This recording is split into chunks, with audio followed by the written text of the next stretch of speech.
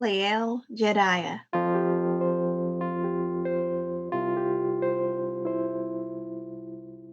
Even though he was extremely small, he was perfectly formed and made, and it was just amazing to be able to see his features that way. Welcome to Still a Part of Us, a place where moms and dads share the story of their child who was stillborn or who died in infancy. I'm Winter. And I'm Lee. We are grateful you joined us today. Please note that this is a story of loss and has triggers. Thanks to our lost parents who are willing to be vulnerable and share their children with us. If you're listening to this podcast, just know that on our YouTube channel there are pictures and videos that are related to the stories that are being shared. Subscribe and share it with a friend that might need it and tell them to subscribe. Why? Because people need to know that even though our babies are no longer with us, they're still a part of us.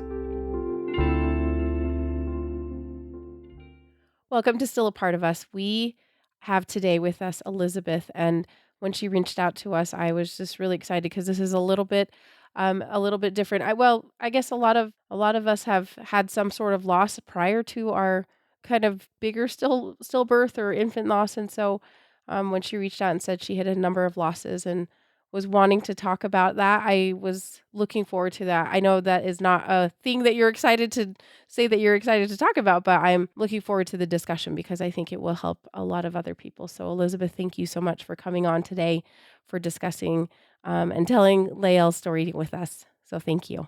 Thank you for allowing me to be here. Yeah.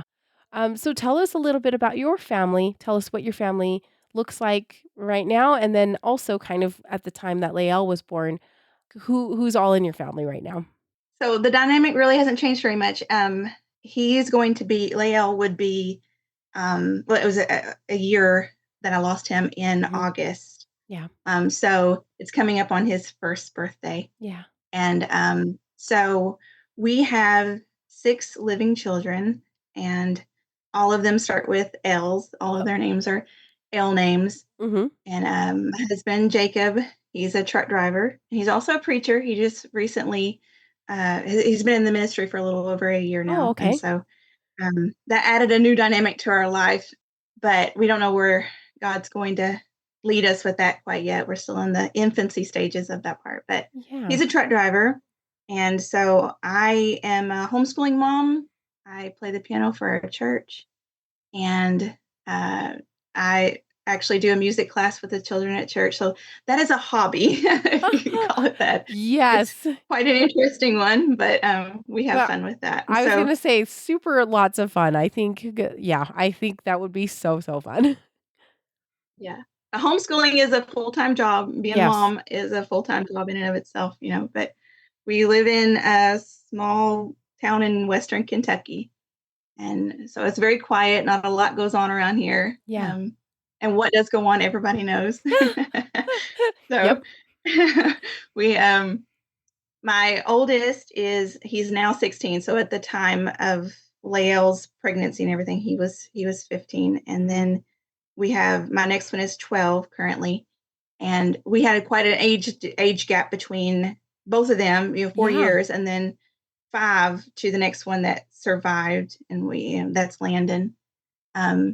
So he's 8 now. Okay. And then we have a 5-year-old named Lauren, and then a 4-year-old, freshly turned 4, named Lena, she's a ball of energy, and she's so incredibly smart. She's already done kindergarten, so she's going to be our go-getter, when it comes to that. And then we have little Lillian, and she is 2 now. So she was just at the year old. And all of those last few, they came within like 18 to 20 months apart. So they were all pretty close. And Lael would have been the same way. Yeah, just kind of right after. Yeah. So, and you did have, and I think this maybe has a little bit to do with some of your, because you mentioned the one that kind of lived through. So it sounded like between your first and your second, there was a big gap there, as well as after your second and third. And it sounds like maybe there were some losses at that time. Is that correct? There was actually some losses in between almost every baby. And we've had a total of 11 losses. 2 of those actually have happened since Lael. So, but the other ones, I had one before my oldest, and then I had him, and then I had a few, and then I had my daughter, and then a few more, and so I've had most of them have been early miscarriages. Yeah. I would get a positive test, start Right. having symptoms, and then I would lose it. And but then I've had two ectopics. Oh, Um, those was actually before Landon, so my 8-year-old. I actually ruptured with that one you did. Oh my and gosh. nearly bled to death. Oh my It gosh. was quite an experience. But so I actually lost that tube. And I thought after that point, I've only been able to successfully have two children. Now I've lost a tube. I'm never going to be able to have any more children. I just Yeah. knew that. And then with one, the Lord has just worked miracles. And I can't Yeah. explain it. And I know even talking about loss, I was telling you on our phone call, I Mhm. know how blessed that I am to be able to have the six that I do. And how hard it is and the struggles that people have to just have one or two. Yes. So I know that I'm extremely blessed, but it doesn't change the Uh, fact that there is pain with the losses that we've had as well. exactly. Yeah. And the whole family dynamic would have changed Mhm. majorly if some of these had survived. So there's Yes. just a There's whole many different layers. Yeah. there's two sides. Yeah, it's Mhm. but I had that ectopic. I actually had an ectopic following Lael. It was very close after him. So but that one I was able to save my tube. So I still do currently have that one. But Okay. and then I had a baby who had had a subchorionic hemorrhage Uh-huh. with that one, and it affected the growth of it around 9.5 weeks, and then I lost it at 10 weeks, Oh. and then carried it to 12 and passed it. So I actually held that one in my hand, Oh. and it was a little, Tiny, but tiny. Yeah. so I did have that one. But anyway, That is a lot of loss. I mean, I think we need to acknowledge that miscarriages are also extremely hard. I think because I had a miscarriage before our stillbirth, and I was devastated. And because you just even then, once you get that like positive pregnancy test, your mind starts going to the future. I think like you just start planning for what your family's going to yes. look like, and it Well, changes. I think having the early miscarriages and the later in pregnancy loss, Hmm. while it's a lot harder in some ways dealing with a stillbirth where you have the baby to see, Yeah. at least you have the baby to see. And in a miscarriage, you have nothing. Yeah. You have just going to the bathroom and having to flush everything, and you literally have nothing to hold on to, not even pictures of Yeah. that baby. Yeah. And it's hard in that way because all of the what ifs, you have no visual or Yeah. anything to have, and so there is a lot of difficulty that comes with those too. Yeah, completely. Yes. So just want to acknowledge everybody's heartache for that too, because it is hard. It's a Mhm. different type of loss that is we don't talk about also very much. And hopefully this is a place we can do that. So okay, so you have in general it sounds like though so you've had some success getting pregnant, but then also with balanced with that having a bit of loss and only one tube still left over. But you guys were still you guys have always wanted to have a big family. Is that correct? Is that Well, no. No, okay. I was the oldest. Tell I me was the more. oldest of seven. Okay. I was the oldest of seven children. And so when I first got married, I was like, okay, I definitely want kids, Okay. but I do not want what I grew up with. I do not want, all the kids and all the, Uh-huh. chaos. I just want like be two or three and be done. And Yeah. but then it's like once you Yeah. have a baby, for some women it's not that way. Some women are content with one or two, but for me it was like I wanted more and I wanted more, and so and now still I even though my husband is like I'm good if we do, I'm good if we don't. Like Okay. I still have a hole that I feel like I need to fill with Mm. just one more. Yeah. I don't know Yeah. if I'll ever get that, but my OB has offered some hope, so I'm still holding on to it. But Okay. either way, I'm happy with what I have. But I didn't start out wanting In all that this I have. So Yeah. Okay. But was Lael planned though? So you did feel like he was supposed to be in your home. no, we never really planned, but we just let happen what happened. Okay. We Okay. didn't try to. work things too much. We just, Gotcha. come what may, let the Lord bless or not, we're Okay. fine. And Okay. and so he actually was a surprise. I actually found out on May the 2nd of 2023, which Mhm. was my 8-year-old's birthday. He was Oh. turning 7 that morning. And I just started feeling funky. And so I tested and it was positive. And then I'm like second guessing myself because, oh my goodness, we really doing this again? Uh-huh. And the only one that was awake or home, I mean, awake of like the rest of the family, my husband was already gone, was my oldest son. So I actually go in the kitchen. I'm like, "Do you see that? Do you see that?" And I was like showing him the test, and so he confirmed. So he was actually the first one that I told about this Oh. pregnancy, and so yeah, That's I kind of was a little fun. bit shocked. Yeah. I mean, because then Yeah. your littlest so Lily, right, Lillian was, Yes, at the time was a year? Year? Less than a year? yes, yes. Well, she was fixing to turn a year old. Okay, Yeah, she would okay, have turned a year old on May the 16th, okay, so very or no, close. 15th. Yeah, Yeah. so pretty close to being a year, but still not quite a year, Yes, so that right. would be a surprise and also like, "Okay, I guess this is what we're doing." Yeah. And then how did you tell your husband? Was he out on the road for a long time, or was he just, kinda doing some With local stuff? He was out on the road, and with everyone, I would think, "Okay, I'm gonna do it this way, and I'm gonna, like, do a big surprise," but then I wouldn't. I would end up just caving, and we'd be talking on the phone that night, and I'd be like, Guess what? "Well, yeah." So I just kind of popped it to him, "Guess what?" And so, yeah, I told him, and then just on the phone, and then I went ahead and let our oldest daughter know, but I Yeah. didn't tell anybody else. Oh, And that's what's really unique about him because all these babies that I'd had, I didn't want I went through this little phase of not wanting to tell anybody. okay. But then we'd always end up telling. And so this one, I told my husband, I was like, "Look, I'm going to tell you, but I don't want you to tell anybody, like Okay. nobody. I want to keep this." And so we did the whole entire pregnancy, which I have regrets about that, but then I don't because it made it unique. The whole entire pregnancy, nobody knew I was pregnant Nobody except knew. those. And then I ended up having to tell my mother-in-law when problems started happening because I needed some help with the kids. But other than that, nobody knew. And so we made it to almost 20 weeks. I was 18 and a half weeks when I lost him. And we had already decided at 20 weeks we were going to pop the question to Okay. pop the Okay. information to everybody and let them all know. Because I had a belly and everybody was it was like they weren't seeing it or they were choosing to not ask me about it because maybe they thought I was just getting fat. I don't know. And I wouldn't try to hide it. I'd be like, but nobody ever said anything. Oh, okay. Well, that I guess that's good, maybe. I don't know. Um, that is fun. That's kind of fun to have, like, almost a little surprise slash your own kind of little secret knowledge of Yeah. what's happening, and I think that's also kind of, yeah, a fun Yeah, different way of doing things with him, so okay, so and for how sure. were you feeling for this particular pregnancy, in the kind of the early Well, that first trimester?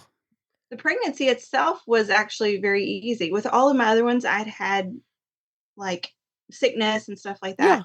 I really didn't have that with him. I Oh. felt incredibly good, which we were doing. We were eating keto. Mhm. We have done that for the most part for the last several years anyway, but I was feeling really good and really healthy. And I don't know if that played a part in it or Oh, not, but okay.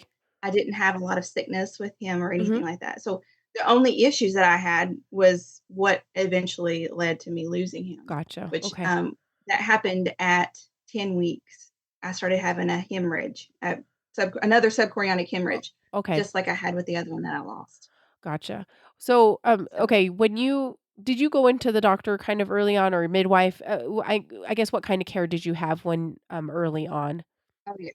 From the moment that I know that I'm pregnant, because I have the issues that I have, Yeah, I go ahead and get in with my midwife, or great. not my midwife, my OB. The Okay, great. first 2 I seen a midwife with, but I had, issues with them listening to me at my local clinic or my local clinic and hospital Yeah. with my 3rd, and so rather than driving 25 minutes to our local hospital, I drive an hour to go Oh. see, s- and actually across state lines to go see, um, the doctor that I've chosen, and they're incredibly good. Okay. They're really good about listening to me because that was my biggest issue that Yeah. I started having with my first ectopic.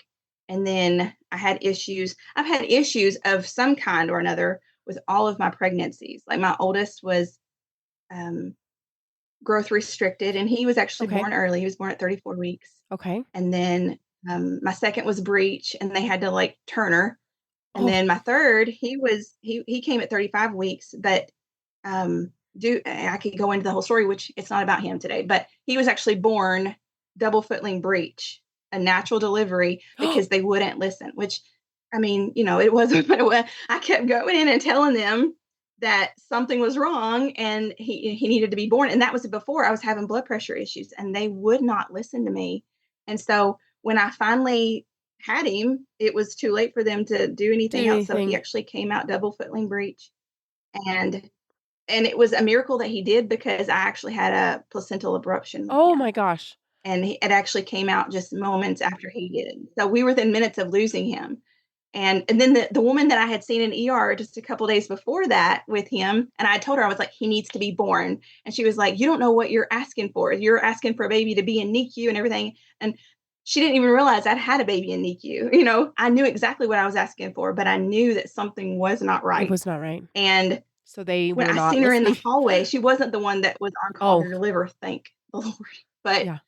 I passed her and she was like, "Well, I guess you got what you wanted after all."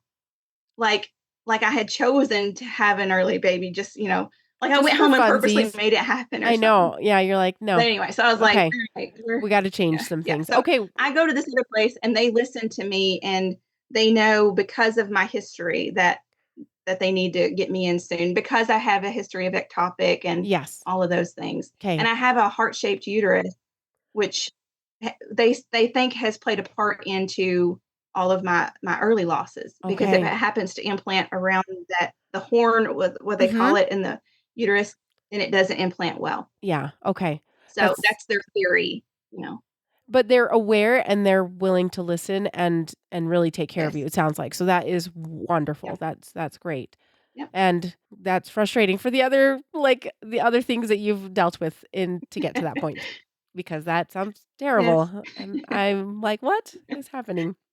Okay, um, you go in pretty quickly, feeling okay. Did you get an early ultrasound? I mean, I'm assuming that that's kind of happening pretty quickly, is that you're getting ultrasounds and Yes.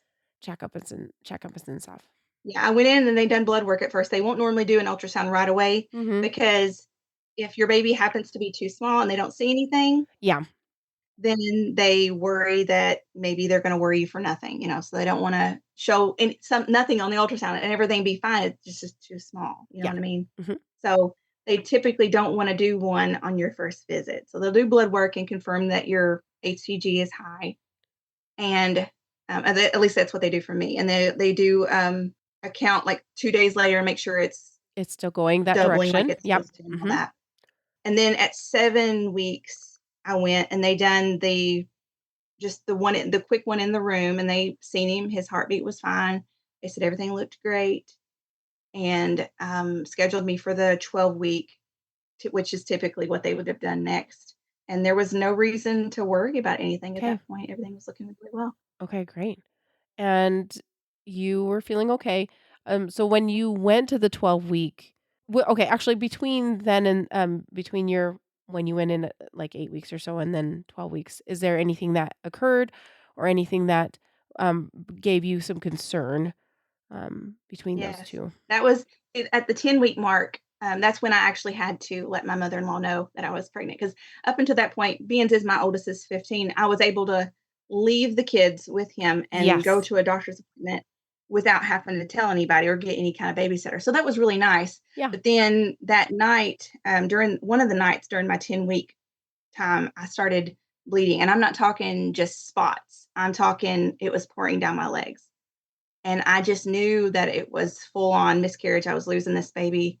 Um, Yeah. so I called my mother-in-law and was like, "Well, so I didn't want to tell you this way, but I'm pregnant. Unfortunately, I may be losing it, and Yeah. so if you don't mind, I need you to come here because I need to go to ER." So she really got the brutal end of Yeah. finding out about the baby. Yeah. But she came and sat with him, and I drove myself to ER and the whole entire trip, I have an hour. And I was bawling. And I'm not one of those that typically, now I probably will today, but I don't like to cry in front of people. I Yeah. don't, I'm one that will shut it all down and hold it all in. And Yeah. when I can get home alone, then I'll, Then you will let it yeah. out. But Yeah. yeah, but so I was crying and talking to the Lord, and I just said, I don't know what you're doing, and I don't understand why this has to be this way. And if I have my way, and if you would be willing to allow it to be this way, that everything would be okay, that would be wonderful. But at the end of the day, I know you know best. And I know that your plan is greater than mine. And so he's yours to do with as you think best. And all I ask is that you give me the grace to make it. And so I got there and fully expecting them to be like, yep, you're losing it or whatever. And they done the ultrasound and he was alive and well. He was kicking around. He was smaller than what we had anticipated because I should have been measuring at 9 weeks and he was measuring just like at like 8.5 or something like that. It was Okay. like a Just whole lot less than what he ought to have okay. been. And that concerned me because I'm like, oh, that don't sound right. They were like, well, maybe you just got your dates wrong. And I'm pretty sure I know Y the oh, dates, but okay, that's fine. They said he looks fine, but that I did have a subchorionic hemorrhage okay. and that I needed to follow up with my OB. So automatically, because I had the loss with the subchorionic hemorrhage before, that didn't give me too much hope. But I followed up with the OB, and she said they done another ultrasound that day, and she said he was measuring not quite as far behind as what the ER, which Okay. the ER technicians are not your Uh, regular OB exactly. technicians, Yeah. but he was measuring like a week behind, but she said, "We're just gonna consider that maybe you ovulated a little late." And they gave me that new date and said, "He's fine. We'll keep an eye on the hemorrhage and we'll just take it day by day, week by week." Okay. And so we did. And he continued to do well and the hemorrhage got better.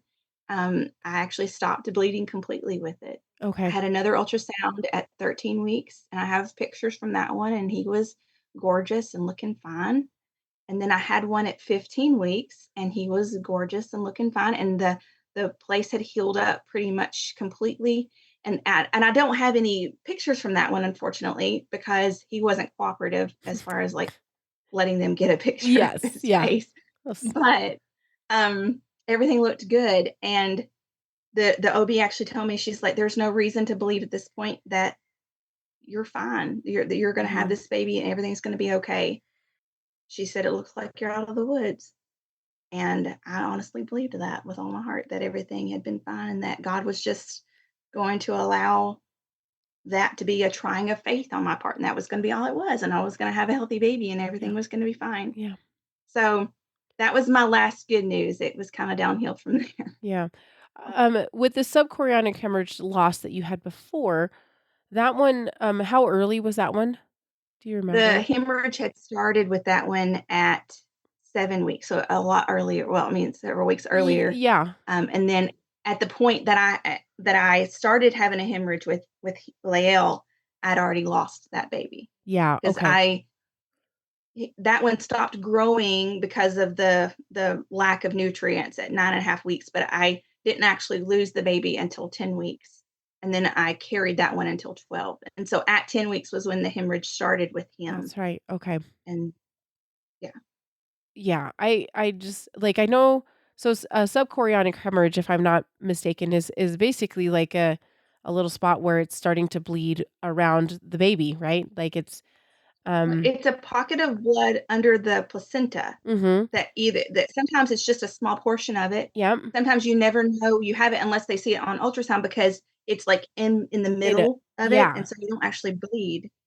Sometimes it's not, it just depends. And there are I mean, I don't want anybody to get scared and, watching this and then have a subchorionic hemorrhage and then think it's the end because there are lots of women who go on to have successful, deliveries even with subchorionic hemorrhages. It's Right. not always the Uh, meaning that you're going to exactly. lose your baby. Yeah, and it's just one of those it can heal and like it sounded like they were Mhm. watching it and being very attentive to it and seeing that it had essentially taken care of itself, as time went on. Is that right? Right. Okay. Yeah, they could still see it there, but it had stopped posing an issue, and it looked like it was in the healing stage. But it was just a couple weeks later that things started going downhill. So I don't really know exactly what caused it to go ahead and turn, whether it just wasn't able to heal completely or what. But Gotcha. that Okay. next ultrasound was when we found out that he had passed. So Okay. within that next couple weeks is when things messed up. Okay. So like, so you had the good quote unquote good news, like everything was Yeah, looking good at was it, did you say week 15. 15? Everything was looking Mhm. good. You were scheduled to go in around week 18, or were you guys going to go out a little farther, like to week 20 to do the No, it like was anatomy every scan? 2 weeks. Okay. So you were Yeah, going it to was do it every on. 2 weeks.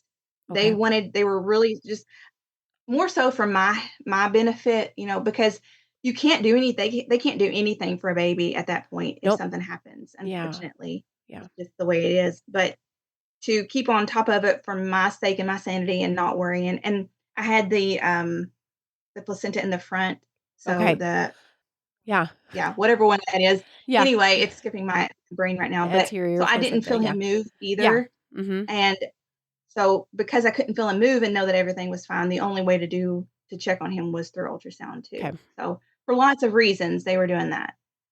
So yeah, I was almost to the 18. I guess it would have been about 3 weeks by the time because that next ultrasound was the one, and then I had him the next day. So yeah, it would have been about 3 weeks 3 in weeks. Okay. between. So Yeah. you went into that ultrasound, and so you because of and I think it's an anterior placenta, is that right? Where it is Mhm. kind of Yes, yes. further in the front, so you really can't feel movements as Mhm. well. And so you were fully going in like, okay, I'm assuming everything's okay. Going to check him out at this next appointment. I am assuming that you were with just by yourself. Is that right?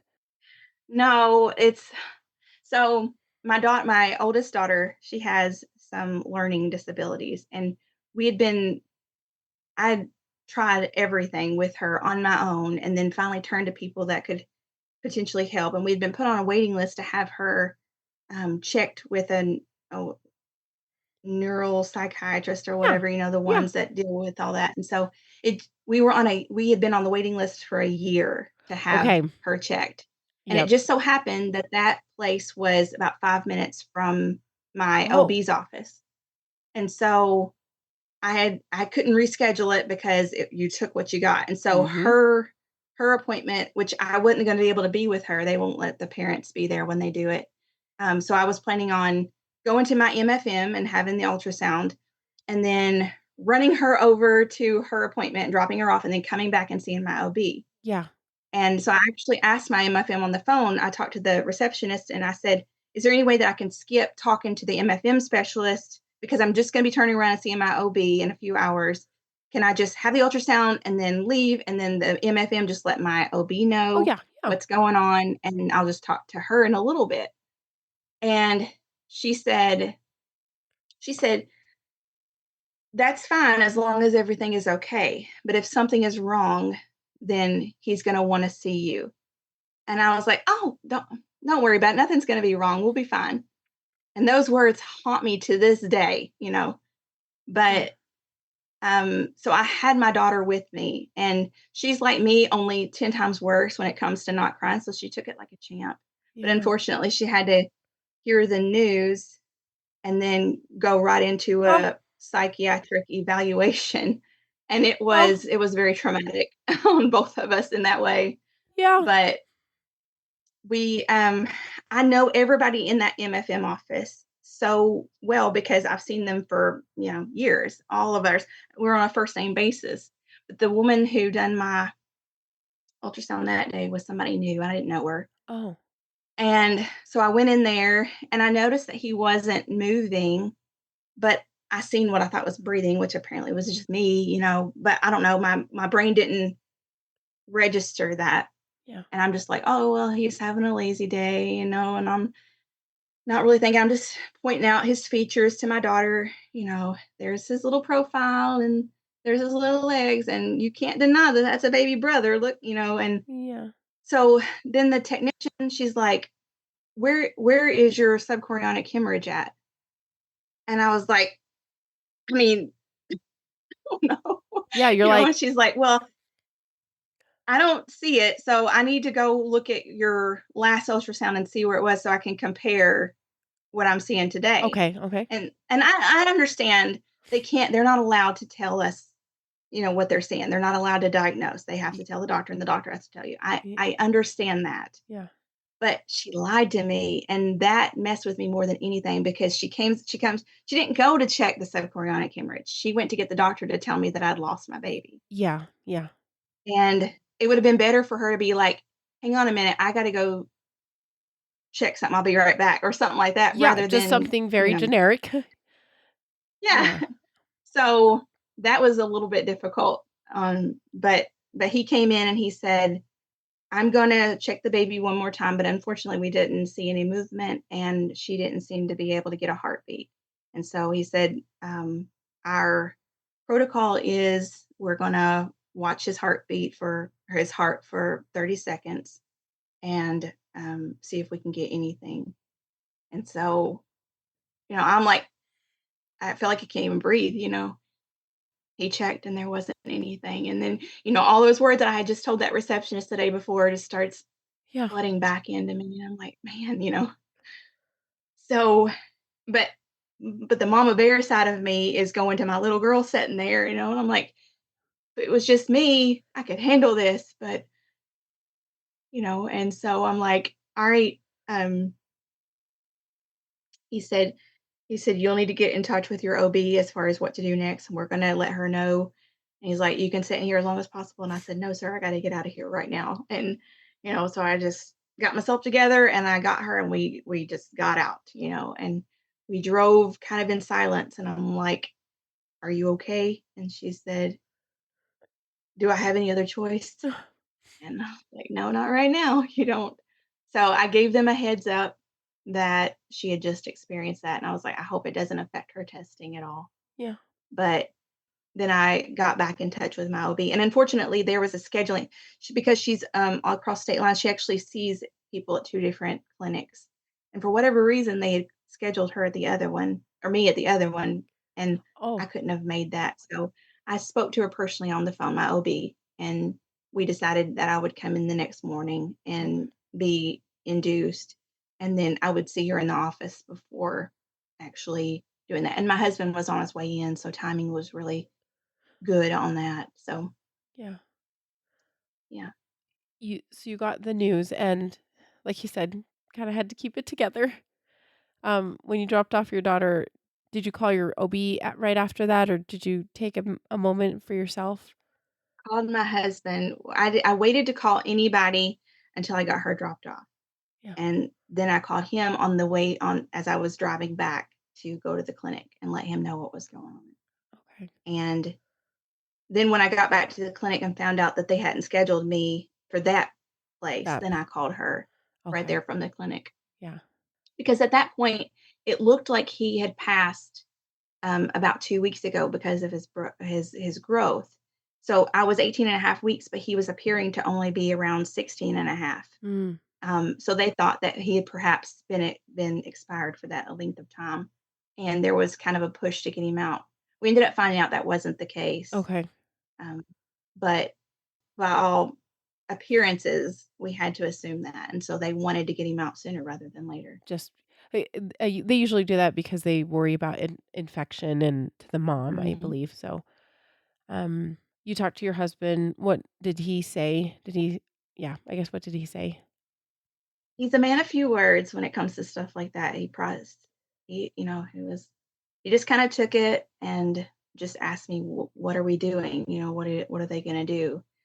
With all of my miscarriages, he's not really been emotionally invested too much Mhm. because for men, and a lot of us women, when we experience that, we blame them and think that they didn't love the baby. But the reality is they struggle from the moment of conception. Us women are connected. We're emotionally invested in that little one, and So we're growing emotionally attached from the get-go. But for a man, he doesn't Yeah. have that. And until he can start feeling the movements Yeah. and actually see the baby, he can't really bond too much. And some men can a little bit more than others, but Yeah.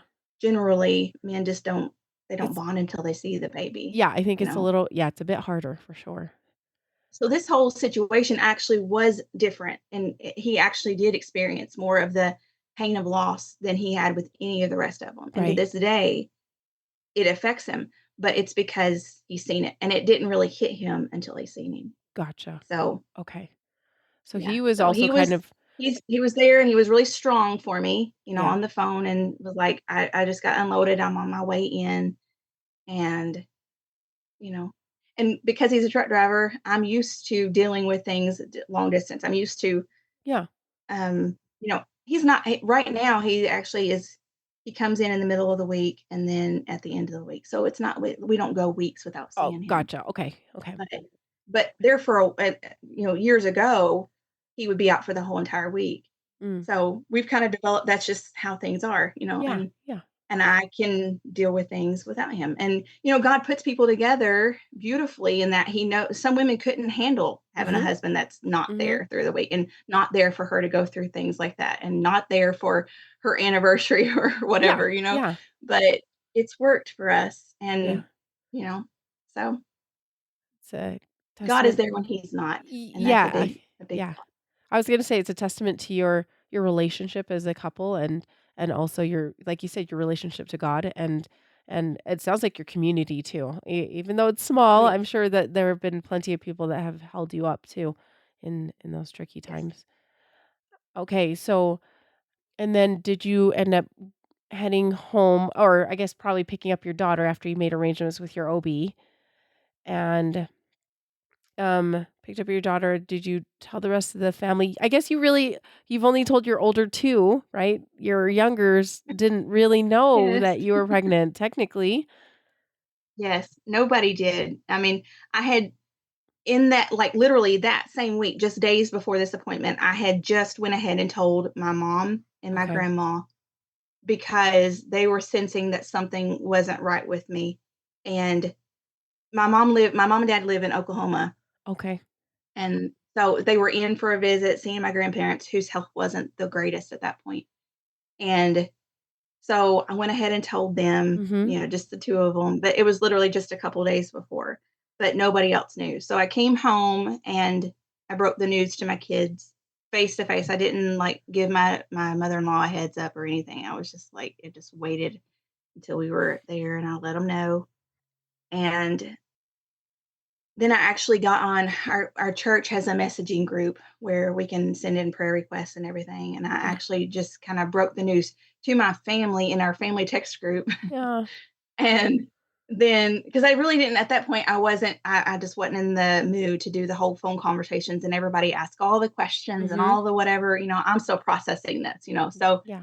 I just sent a text and a message to our church group that was like, it's not the way that we wanted to tell you all, but we were expecting again, and we were just about halfway through pregnancy, and we had intentions on telling y'all Sunday. Unfortunately, God had different plans, and we've lost him, and I'll be going in the morning to get induced. And I just ask for your prayers right now in this time, and just left it at that. And Yeah. I feel bad for some of the family, having to hear it that way and everything. But because we made the choice to not tell anybody before, that's just the way it worked out. So, Yeah. It's an yeah. announcement and and and some news. Elizabeth, when it sounds like you found out that he was a boy kind of earlier on, like, were they able to kind of pinpoint that sooner for you guys? Yes, because I have all the issues that I do, Yeah. they do the genetic testing. Oh, okay, So great. we knew, yes, we knew it like what, 10 weeks Okay.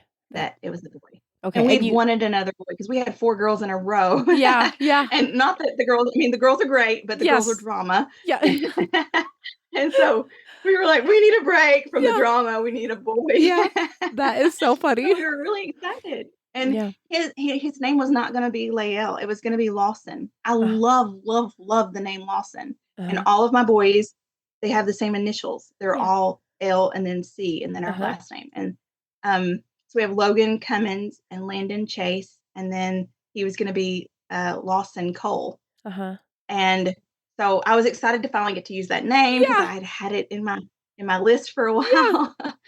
And yeah, so yeah, we were excited that he was a boy. Even the girls, I mean, They were yeah, excited. they were all very excited. Yeah, that's So, it's fun. I think it's fun when you have older siblings that are looking forward to, yeah, a new baby in the house. I think that's fun. Okay, so you yes. knew that he was a boy. You guys had names. You had it was in the queue, and it was a good name.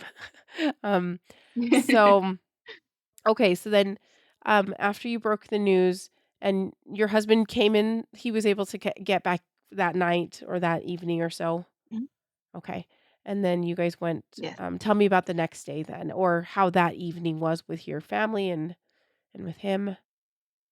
It was kind of just quiet and, a flurry of like me packing and getting ready for the hospital stay, not really knowing what to expect and getting them all processed and packed and ready to go to Yeah. grandma's. And there was a lot of questions. The kids, they know about heaven and all that, and they know that we have had other babies there, but they couldn't process that this one was going to be a little bit different as far as if Yeah. there was actually going to be a baby to see and hold. And the fact that we had so long, with an early miscarriage, you get excited, but then, it's over. And for a kid, it's much easier to just move on with life, Yeah. but with this one, the hopes of the whole entire family was Yeah. definitely building at that point. And so there was lots of questions as far as why, all that stuff that everybody Yeah. deals with. Hmm. All the kids dealt with that. The only one that really didn't understand, obviously, was our 1-year-old. Right. Um,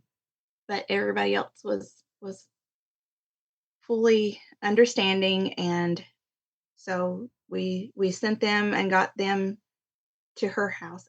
I want to say we did it that night. I don't think I dropped them off the next morning. No, I know we didn't. We took them. We went ahead and took them that night, and then we got up. We have an hour drive, and they wanted us there at 8 to see Again. the Yeah. doctor wanted to see me in the office before she First. sent me upstairs because she didn't get a chance to see me the day before. And she is amazing. Like some doctors are just to the point and they just, but she was so loving and caring and invested emotionally. She sat and cried with me. Oh. She was like, I hate this for you. You have any questions? We got all that out in the office. So I was very appreciative of that.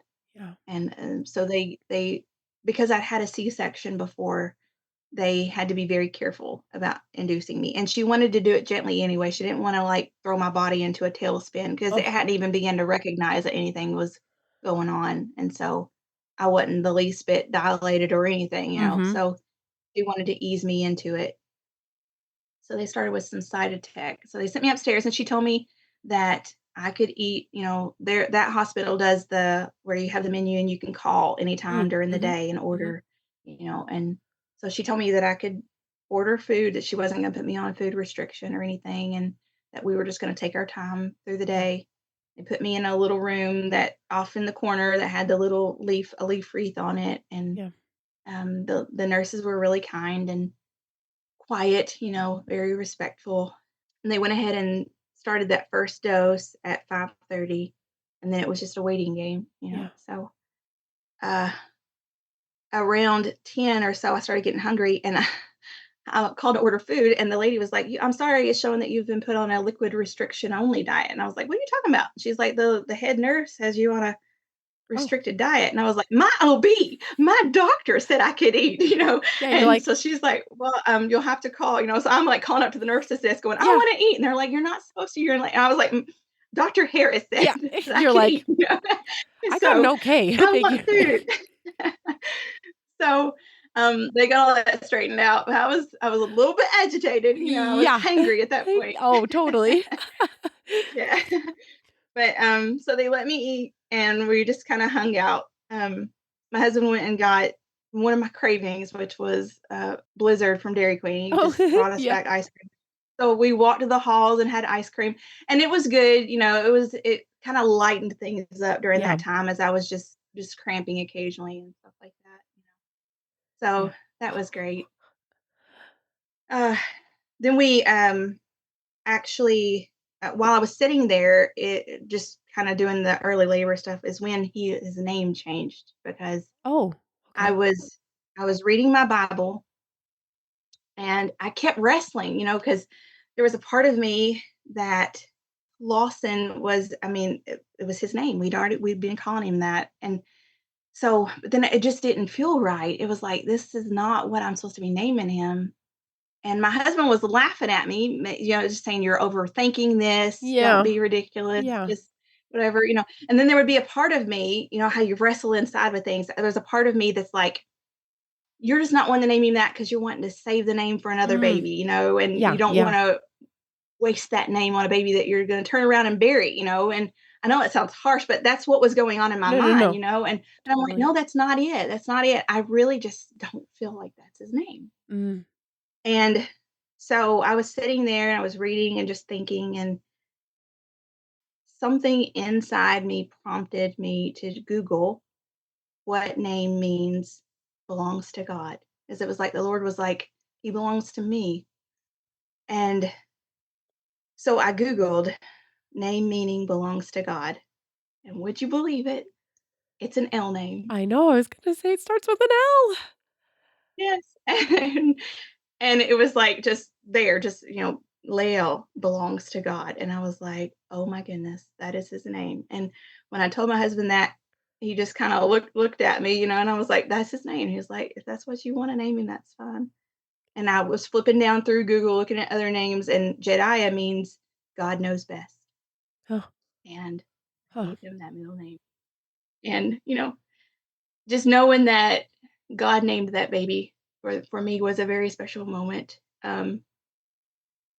So it just fit perfectly right away, and I was very happy to have that yeah. for him, and I was at peace with not naming him Leia and Lawson, and I may never have another one, I may never use Lawson, Yeah, and yeah. that's okay, but I knew that that was what he was supposed to be. So, That is so special and beautiful.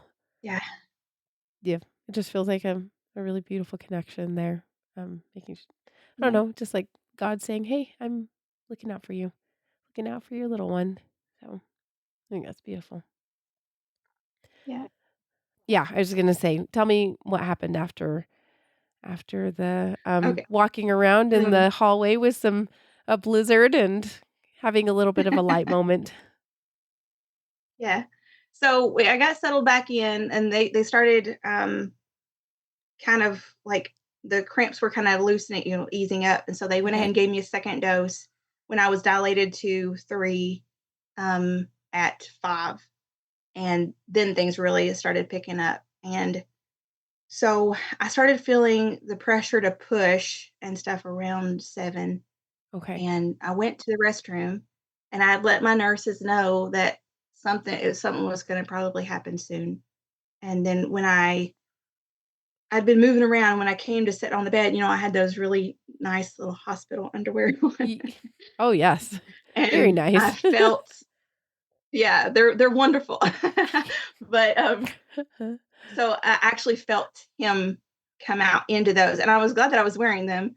Um, but he was born at 7:36, and he came at full sac, placenta, everything just came out at Everything. once, and Oh, yes, the water never broke, so he was born what they call in call or whatever, uh-huh. and so, we just set him on the bed and just looked at him for a minute when he was just in his natural environment. Yeah. Unfortunately, he had been in distress, so the amniotic fluid was a little dark. Oh, Um, so the first pictures of him or the first visuals that we had of him wasn't the greatest, yeah. but he was still 9, so they helped me get him out of the sack and cut his cord, and I held him in my hands, and when I would put my hands together, he laid across and his little legs hung off, so he was a Uh-huh. decent size. Yeah. Um, he was, I don't know, that moment was really hard, I guess, but I didn't cry. I went from being really emotional and nervous to just no emotions. Like, I was just like, I don't really know how to describe it, but I was there, but not really there, Gotcha. and it was my husband's turn to get emotional. He really struggled Oh, being able to actually see him. And when a baby is born, in those earlier in that later part of the first trimester, gravity is really harsh on them, and because they don't have a lot of bone structure. yeah, So it makes it hard. It made it harder for him to see him like that. yeah. But they they wanted to let me hold him, but I wanted to try something different, and I had Okay. read online where you could put them in saline. This Mhm. lady, her name is Christine Nelson. She had lost a baby at 18 weeks, and she had read where this other woman, Mhm. she didn't see pictures, but she'd read where this other woman had put her baby in water and said that it made their features more able to be noticed and seen. And so she wanted to try that. So she called her photographer friend, Yeah. who she was like, "Get the stuff. I'm headed to the hospital, but get everything you need, the containers and everything. I want to try this." Yeah. And so she had somebody who was willing to do that. And because of that, I was able to see some beautiful pictures of her baby Oh, in the saline and realized what an opportunity that was. yeah. And so the nurses kind of thought I was a little bit crazy, but I actually brought a mason jar. I brought a couple different containers because I really didn't know what size to expect or Yes. anything. But um, he was 2 pound or 2.4 ounces and was six, six and a half, six, almost 7 inches long, something like Okay. that.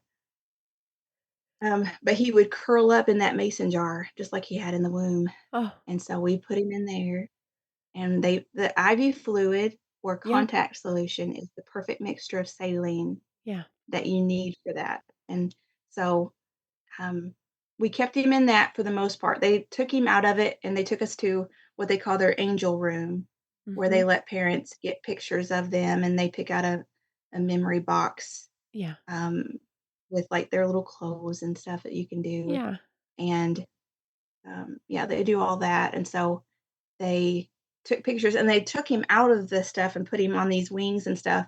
And they're okay, but they're not my favorite pictures. The Yeah. ones that I took at home following all this Yeah. in the saline was by far my favorite, which the audience is getting to see a few of those. Yeah. So um, they're quite wonderful, I think. But I think that's anyway, they let so us keep him in there all night, and I made it. I was like, "Don't take him out of it," because when we took him out, my husband was like, "Oh, no, no, put him back in, put him back Oh, in." Like, okay. It was too much he to couldn't see. handle the idea. Yeah. Yeah. It was almost like he was He safe was in so there, huh? fragile. Yes. Yeah, yeah. He was so fragile and small and, you know, it just yeah, Yeah. it was it was his special little sanctuary area where we could see him, but we knew we were leaving him intact, and so, Yeah. anyway. Oh, he's so little, and I guess that would be expected for 18, almost 19 weeks, right? And and you were able to take pictures, which is great. Were there any other things that you guys were able to do with him during that night with him? They just let us keep him in our room. They said that we could stay as long as we wanted, and Mhm. because it had happened so late in the night and we had an hour drive, we just decided to stay the night Gotcha. That and, makes sense. um, just rest, which, I mean, I didn't really do much sleeping, but, where other mamas are up at 3 and 4 and 5 in the morning changing baby diapers, I was Yeah. up changing saline, and Yeah. just looking at him, and yeah, I told my husband as we were looking at him in the room, it was a beautiful picture of God's grace and the love that he puts. The Bible tells us that he knits us together. And you think about the fact that he knows that some are not going to love him. He knows that some are not going to do nice things to the world. I mean, Yeah. the same love that he has for somebody like the greatest saint that you can think of or whatever, or the greatest or the greatest bad person like, that Yeah. you can think of. He had that same love for them in the time when they were in the womb that he took the time, and I told him, I said, "He took the time to design him, all his little features, his little ears, his little tongue, all of it was beautifully perfect. And he took the time to design him and Yeah. make him knowing that I was going to lose him. Yeah. And he still did it. And that was an amazing moment to just be able to see all of his little fingers. Everything was perfect and beautiful. And what love that a creator would have for us in that way. It was a beautiful moment. Yeah. And I was reading, they tell me that he started having issues about it. He couldn't have passed 2 weeks before because he was in too good of shape. Like he would. So his body was But fairly good, like, in general, was looking yes, okay. right. Yeah, yeah. Um, but most like, and we didn't have an autopsy or anything like that, but most likely what happened because of the way things played out was that the placental, hemorrhage turned into a small abruption, and basically he Gotcha. started not getting nutrients and stopped Oh. growing and basically starved. And when I first heard that, like I broke, like he was in distress when he passed because he couldn't get enough nutrients, Yeah. and that was rough. Yeah. But um, I know that God was with him through it, and you know, so I just have to comfort myself with that. I realized that he would have started having issues like 2 weeks before, and I got to thinking, and 2 weeks before, I'd heard a message preached by a man months before, and something just was like, you should go back and listen to that again and write the outline to that in your Bible. And so this man is a preacher who lost his 8-year-old son. His 8-year-old son was hit by a car when he was Oh. checking the mail. A couple weeks after he passed, he preached this message on happy when I'm hurting. And I talked about how John the Baptist was in a really bad place, and yet God and Jesus was like, "It's okay, just, you know, be comforted in the position that you've been chosen to be in right now, because I have a greater plan." And he was talking about just being happy regardless of the situation that you're in because of the plan that God has. And I wrote all that down and realized that that was probably around the time that stuff started happening with Lael. Oh. And the timing just couldn't be coincidence in my opinion. But so I actually had that outline out there and set and had him sitting on the little table in his little jar and read that and cried so much during that moment. But it was special for me just knowing that even weeks before all this happened, God was preparing my journey to be able to have the comfort there that I needed in the moment that I was going to need it, and I had no clue. Yeah. Yeah. So Uh, I I just wanna say I agree with those kind of things. I feel like God does he puts a lot of plans in motion, not seen a lot of times way, way in advance, and it doesn't manifest itself until quite some time, and sometimes when you look back, you're like, "Oh, oh, okay, I see. I see your hand in my life," That's yeah, that has happened too many times in my life to yes, ignore.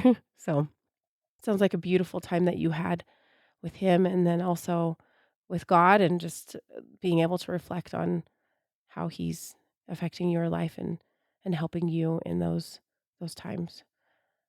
So you guys stayed the night at the hospital and did you feel like it was a good time the next day to go home? And I guess maybe what were they starting to talk to you about what you guys were planning on doing with Lael's body?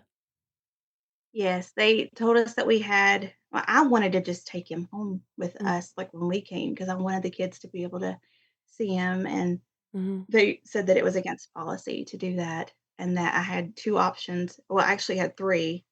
One was to have him cremated. One was to have him buried in what they call their angel cemetery. It's just like Yeah. a mass burial type thing. They have it 2 times a year, Yeah. and they basically bury all the babies lost within that 6-month time Yeah. in one area, and they have, like, all of the families that have lost come together and do this. Oh, okay. Or we could go through, a funeral home And and then also take care of the burial on our yeah. own. So I definitely didn't want to have him cremated. So I chose to have him delivered and with the funeral home. And because we were over state lines, it was a little bit more complicated, Oh, yeah. unfortunately, because Yeah. that state's Indiana, we were crossing into Indiana. So Indiana had to the funeral home that was like literally 5 minutes up the road had to come and Yeah. get him. And then my chosen funeral home here locally had to drive and go pick him up from that funeral home and Yeah. bring him Okay. home.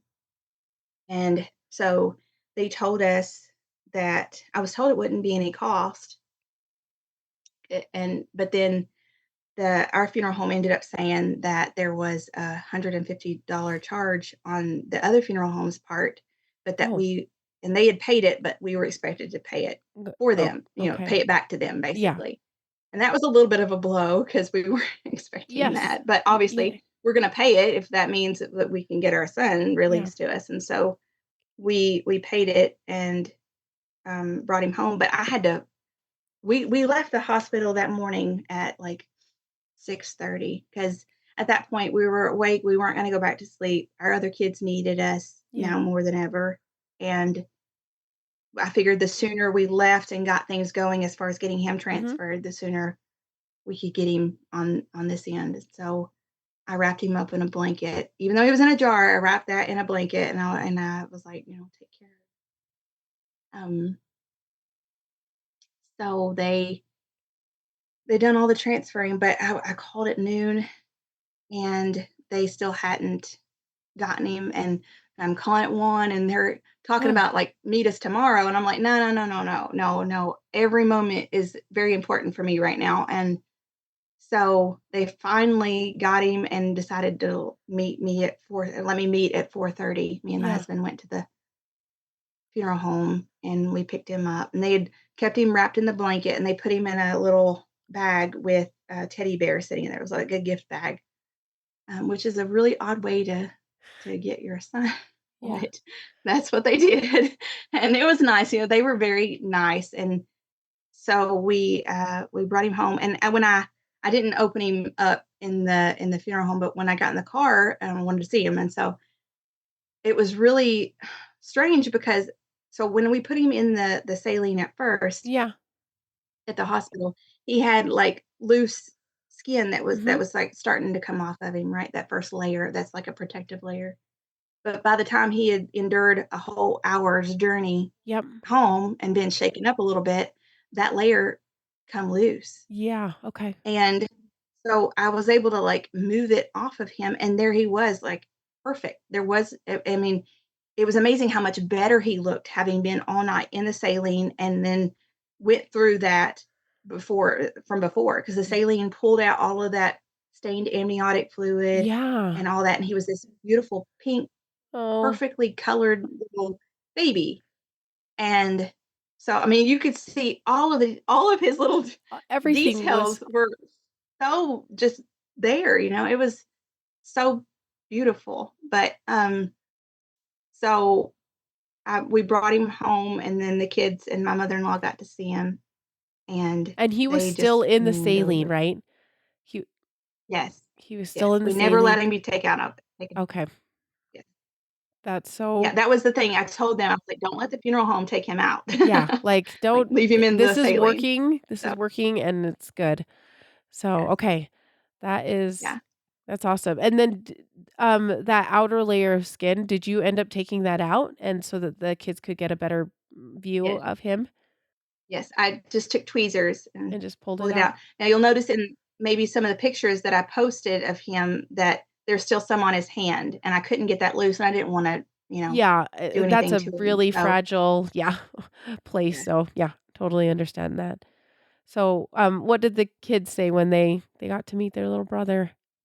they loved him. They're fighting over who could hold him Oh, and, like, just pointing out all of his features and then some of the younger ones would be like, "Is that Lael?" And of course, the questions were coming up as far as, like, what we were gonna do with him, which yeah, we kept him when nobody was looking at him or having a moment with him, we kept him in the refrigerator to keep yeah, him cool.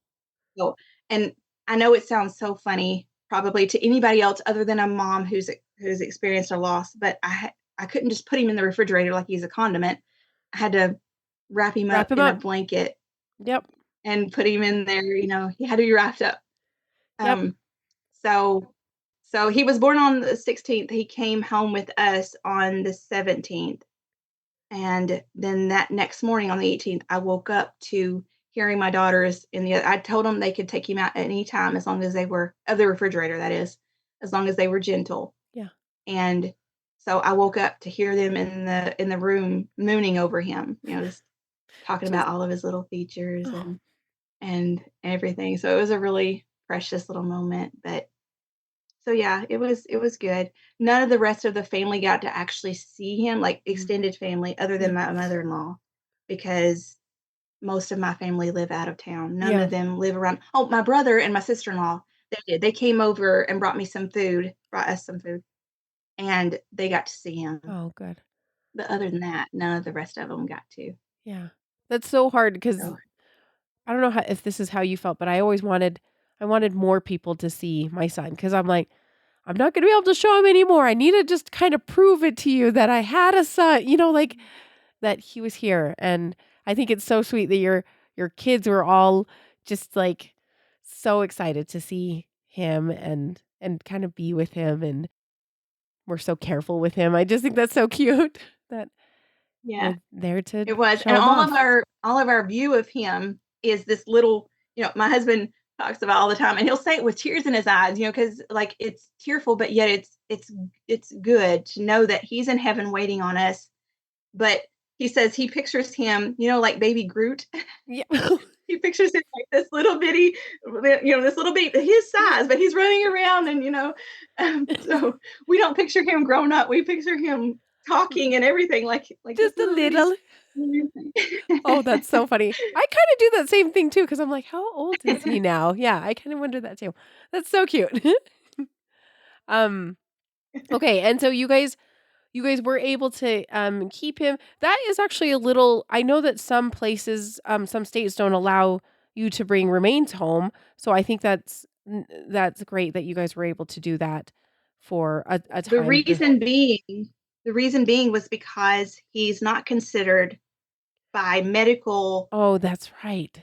state But law or whatever, he's not considered a stillbirth. yes, He's still he's considered, by all intents and purposes, a miscarriage. yes, yeah, and so they were just like, "Oh, yeah, we'll just release this." Yeah, yes. I was gonna just say, like, "It's just tissue," right? Like, I mean, that's what yes, the state would say is that a lot of times it's just yeah, Which it's a that was miscarriage. my issue with why they wouldn't let me just take him from the hospital, because it's Oh, like, I if that's mean, the way you're considering it, yeah. you don't have a problem with any other tissue or whatever. Why are you worried about him, Yeah, yeah, But anyway, okay. And then you guys did you end up, deciding to bury him then? we did. We didn't go through the funeral home. They would have done it for Yeah, free, and we actually ended up getting that 150 back because I actually emailed the funeral home there, and I was like, "For future reference, you might want to consider, um, giving people a heads up or something," something. because literally you drove 5 minutes to the hospital, you picked up my baby, and the other funeral home did all the work, and you charged us $150, and that was pretty rough. And so they actually messaged back and said that was a mistake, that the girl Oh, that done the processing, didn't realize that they don't charge for infants, and so they actually refunded that. oh, So good. that was a Okay. blessing. Okay, good. But but anyway, so yeah, we just decided to do our own thing because it had been our own thing for the whole entire pregnancy Yeah. anyway. And because I'm a private griever and don't want a lot of people, like, when I'm in grief, I don't want somebody rubbing all over me and being like, "Oh, yeah," I just want you to, like, give me my space Yeah, and let me do my thing. yeah, So I poured my love into his box. I went and actually got a craft box at Dollar General that yeah, was just perfectly sized for him, and I wood burned his name into the top of it, and a heart and "so loved" inside it, and got all day on that Friday, on that 18th, all morning, I just put all of my energy into making his final resting place special from me, yeah. and aligned it and fixed it all up. And then we were going to wait to do his burial on Saturday. But my husband was like, I really feel like we just need to go ahead and do this because he's like, you're under this cloud that's just, and it was like, I feel like we need to close this chapter so that you can, you can start processing this. Because as long as he's here, we're stuck in this cloud that we can't seem to break free from. Yeah. And I understand his wisdom in that, but in the moment, I wasn't too happy about Yeah. it. Yeah. But so I took it at that point. I was kind of just like my emotions were dulled. I was just like, I wasn't eating. I wasn't hungry. I wasn't really interacting with my children very much. I was just like, was just in this really odd place. And I actually showered and I was talking to the Lord and I was like, I know I gave him to you, or I know that he was yours, and I was fine with that. And I know that I told you whatever is your will is fine. And I was like, and I still believe that with all my heart. But I think you made a mistake. I think you thought that I was stronger than I am and I can't handle this. And I think I can't handle this. I don't have the strength. And I was like, I need something um, to hold on to. And just as clearly as if, I mean, he was really with me, but just as clearly as if he was literally physically standing in there, the Lord spoke to me and was like, am I not enough? And that was difficult for me to take in that moment, because I'm looking for something else to hold on to. And he's telling me, I'm enough. I'm your strength right now. And so at that moment, I was able to just release my emotions and I sobbed and bawled, and just gave it all to him. And I was like, okay, that was like at I guess where I finally accepted it, that, it is what it is and he's going to give me grace and strength. And backing up, the day that we came home from the hospital, I have one of those revolving verse calendars, and the verse what for that day was, as for God, his way is perfect. And that spoke to me coming in. And then after all was said and done, as far as burying him, I was reading again. And even though the Lord was like, am I not enough in that moment? He still was faithful to give me a verse, because in that same chapter, it says, it is God that girdeth me with strength and maketh my way perfect. And so he was just reminding me, I'm going to be your strength in this. And um, so, it was good. But we ended up burying him in a cemetery that was, I buried my other one here in our yard, but we don't know what the future holds as far as ministry. And Mm. knowing that it could be very soon that we could pack up and leave here, I didn't want to bury him here. And so a lady in our church offered to let us have the other half of her. She had a baby sister that died like 50 or 60 years Oh. ago as an infant. So there was half of her plot that Oh, I didn't see. get used. Yeah. And so she was like, you're more than welcome to Oh. use that. And it was perfect. It's this little country church, and a little country cemetery, just quiet out in the woods, and that's where that's Yeah. where we laid him. And it was just our family. We took him out. We kept him in the liquid until we got there. Yeah. So our last view of him could be perfection. And so we took him out of the saline, and we let each of the kids very gently hold him. And then we got pictures of them doing that. And then we got him all situated in his little casket. And that they gave me in the memory box the little clothes and a little bitty teeny tiny hat. I mean, the hat is so tiny, and I was going to put it on him, but we couldn't get it to fit over his head very well Yeah. without feeling like we were going to hurt him or something. And so Yes. Yeah. my kids were like, we just want to keep it so we can remember how small. And so, it's like this little Oh, teeny tiny look hat, how but small that is. we put it on him for pictures, Yeah. and got pictures of him, and then closed him up, and we vaulted him. We put the little box in a container that would seal and be watertight. Yeah. Um, and then we all went back, and as my husband was digging the hole and putting him in there, we listened to a song.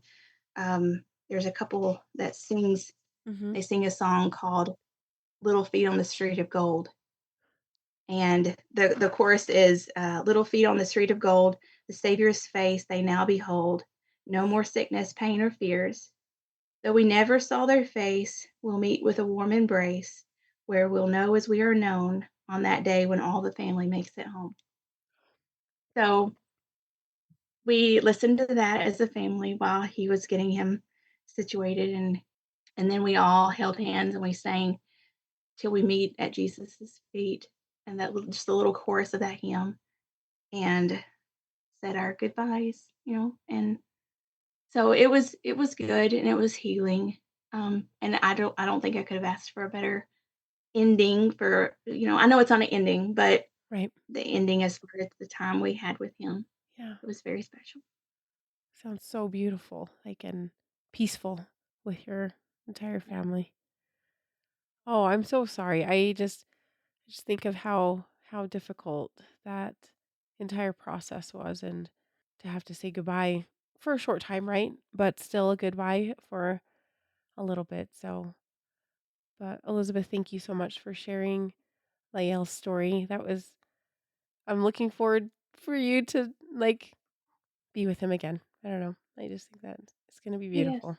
Well, with him and his 10 brothers and sisters up there, Mhm. we've got a whole choir waiting on Yeah. us on the other side. Exactly, So we're pretty exactly. excited. Yeah, that is wonderful. But thank you for taking the time to tell this story with us today. My pleasure.